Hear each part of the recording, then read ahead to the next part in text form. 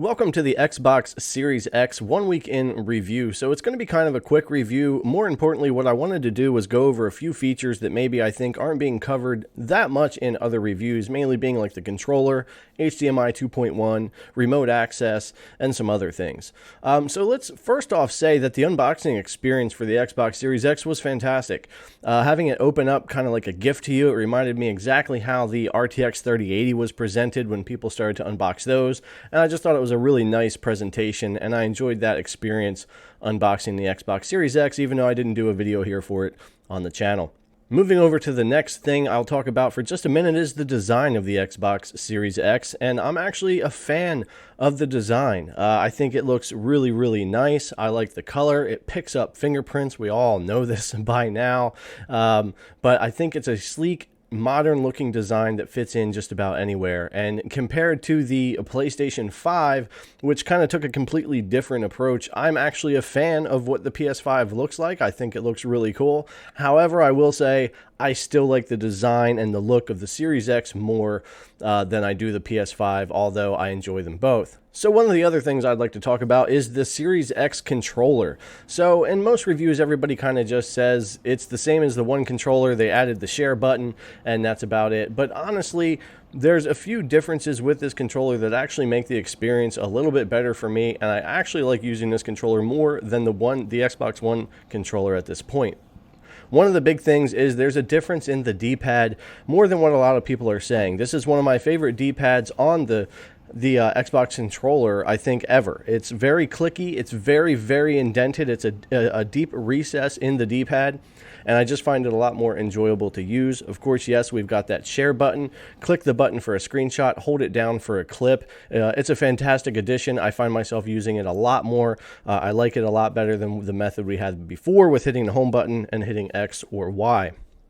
The other major difference is we now get the textured grip on the handles and on the triggers. And this is also a nice addition going along with everything else, just to make for a little bit better experience overall. Now, the bigger thing for me on the controller is the shoulder buttons, the LB, RB. Instead of being kind of recessed in and starting farther in on the controller, they're kind of more flush and evened out. And I just find that holding the controller for a long time and just kind of using it, the way my fingers just kind of rest on there is just a lot more comfortable. And I find that all these different features tied together really just make for a little nicer experience. No, it's not groundbreaking. It's not something, a huge change like the PlayStation DualSense. However, I do find after many, many hours of using this controller already, I do prefer it to the original Xbox One controller. There's just enough differences here that make it a better experience.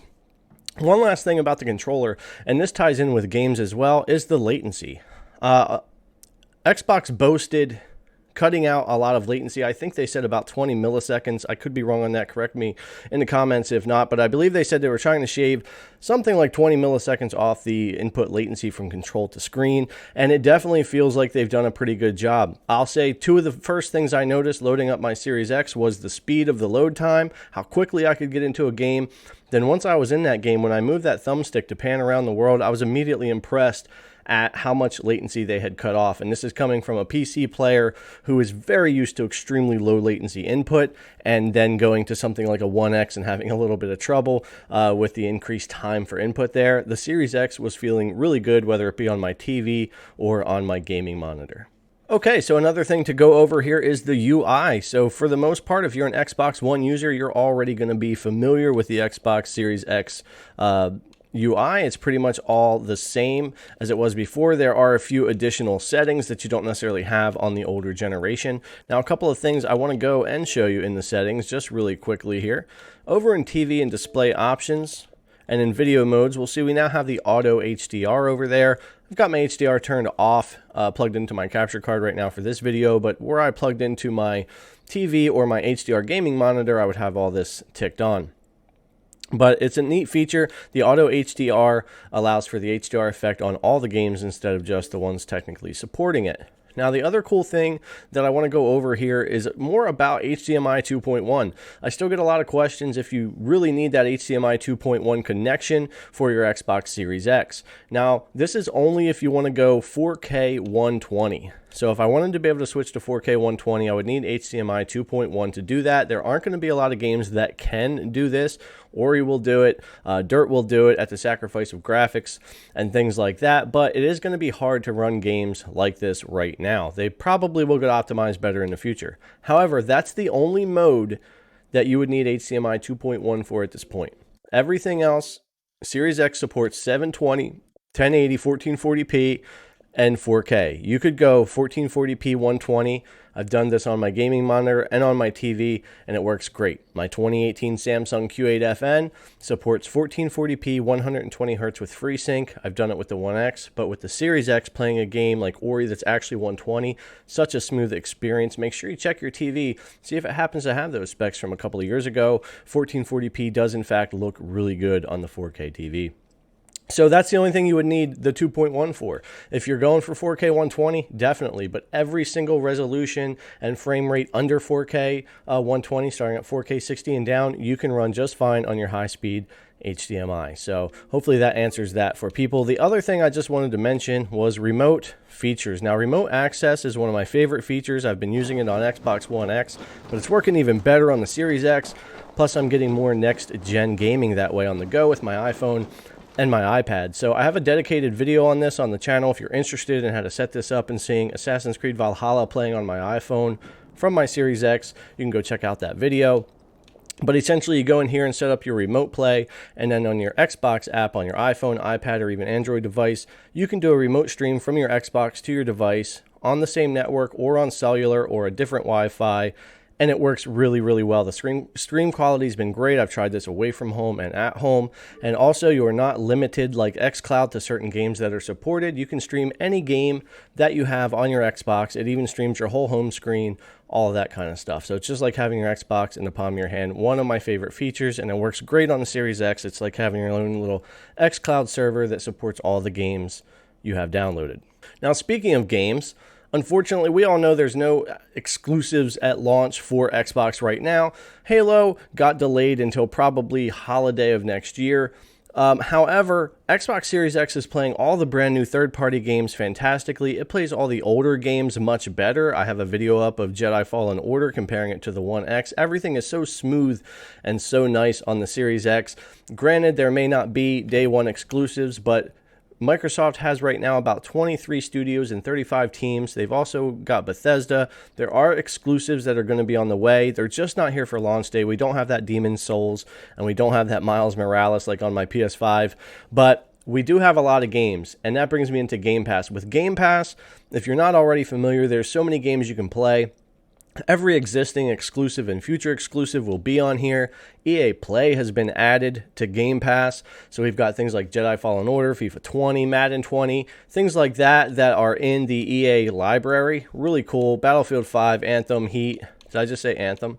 And all these games that are in here. Really cool for Game Pass. Game Pass for me continues to be one of the best values in gaming, whether you love or hate Microsoft. $15 a month gives you gold, free games, xCloud access, remote access to your Series X, which is free anyways. Game Pass with 250 games or more on console, over 100 on PC. There's a lot to be had. You even get all of, including the new Beyond Light expansion on Game Pass for Destiny, and that's getting an update to 60 FPS on the Series X come December 8th, and I believe ray tracing, if I'm right, but they're definitely getting an upgrade. So really cool stuff.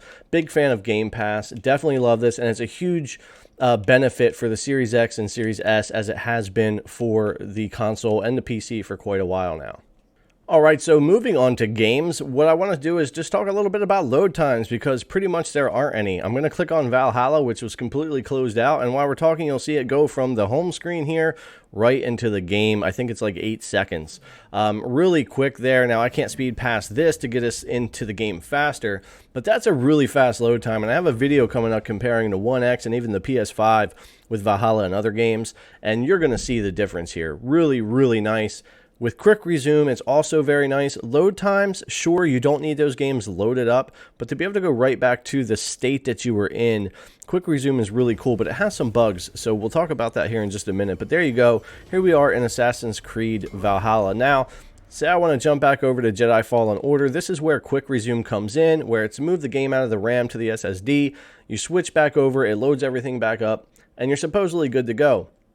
A lot of times this works great, sometimes not so much. Games get dropped out, or some games don't work at all and then they work well later.